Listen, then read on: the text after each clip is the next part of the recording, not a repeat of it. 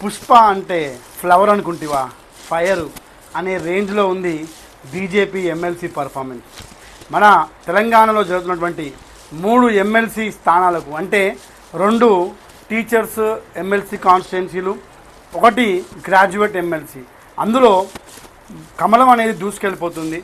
ఇటు కాంగ్రెస్ పార్టీ గల్లంతైందని అనుకోవాలి మనం. అంటే రాష్ట్ర ప్రభుత్వం, అంటే ప్రభుత్వంలో ఉన్నటువంటి పార్టీ గల్లంతైందని అనుకోవాలి. ఎందుకంటే మన కరీంనగర్, మెదక్, నల్గొండ, రంగారెడ్డి జిల్లాలో జరుగుతున్నటువంటి టీచర్స్ ఎమ్మెల్సీ ఎలక్షన్స్లలో మల్కా కొమరయ్య గారు ఘన విజయాన్ని సాధించారు. దాదాపుగా 25,000 పైచలకు ఓట్లు పోలైతే దాదాపుగా మల్కా కొమరయ్య గారికి 12,900 పైగా ఓట్లు రావడం, ఇక్కడ మొదటి ప్రాధాన్యత ఓటుతోనే విజయాన్ని సాధించడం జరిగింది. అయితే మల్కా కొమరయ్యకు కంప్లీట్గా బీజేపీ సపోర్ట్ అవుట్ రైట్గా ఇచ్చింది. అందరికి తెలిసిందే, ఇక్కడ ఎమ్మెల్సీ ఎలక్షన్స్లో ఎటువంటి పొలిటికల్ పార్టీ సింబల్స్ ఉండవు, కేవలం పార్టీ సపోర్ట్ ఉంటుంది. అయితే ఇక్కడ కాంగ్రెస్ పార్టీ సపోర్ట్ చేసిన క్యాండిడేట్ కానివ్వండి, లేకపోతే ఇండిపెండెంట్ క్యాండిడేట్ కానివ్వండి, లేకపోతే వేరే టీచర్స్ సంఘాల నుంచి నిలిచిన వాళ్ళు ఎవరు కూడా పోటీ ఇవ్వలేకపోయారు. మొత్తం మీద ఇక్కడ పువ్వు పార్టీ తన ప్రభంజనాన్ని చూపెట్టింది. అంటే దాదాపుగా 4 జిల్లాలో జరిగినటువంటి టీచర్స్ ఎలక్షన్స్లలో మనకి ఇక్కడ బీజేపీ పార్టీ దూసుకుపోయింది.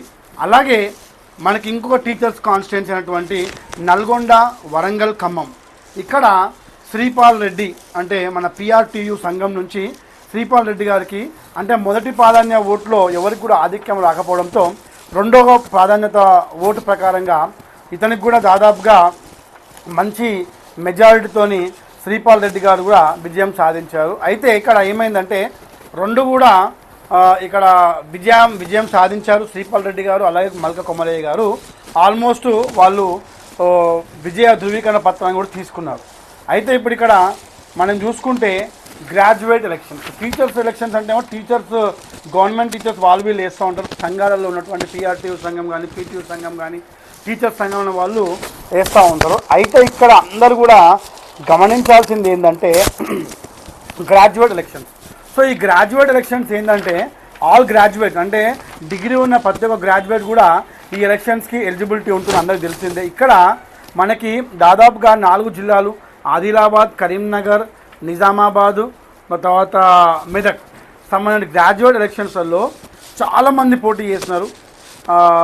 ఇక్కడ బీజేపీ సపోర్ట్ చేసినటువంటి అంజిరెడ్డి గారే విజయాన్ని అందుకునే అవకాశం చాలా ఉంది. దాని తర్వాత నరేందర్ రెడ్డి గారు సెకండ్ పొజిషన్లో ఉన్నారు.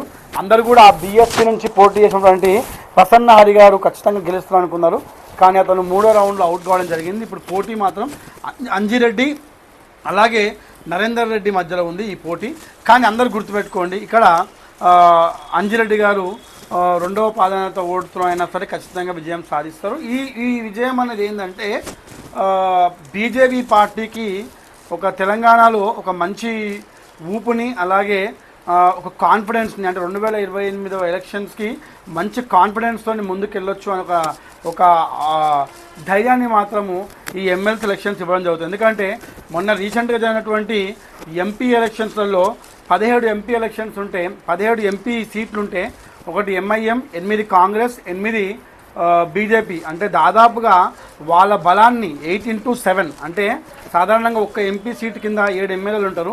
8 ఎంపీ సీట్లు అంటే 8×7 56 ఎమ్మెల్యే కాన్స్టిట్యూన్సీలో వాళ్ళ బలం ఉందని చెప్పి వాళ్ళు చూపించుకోగలిగినారు. సో ఇదే ఊపుతోని వాళ్ళు నెక్స్ట్ ఏమంటారు, they are going to contest in the 2028 elections. So ఇక్కడ వాళ్ళు ఏం చూపెట్టబోతున్నారంటే, first of all BRS party వ్యూహాత్మకంగా ఇక్కడ అభ్యర్థులను పెట్టలేదు.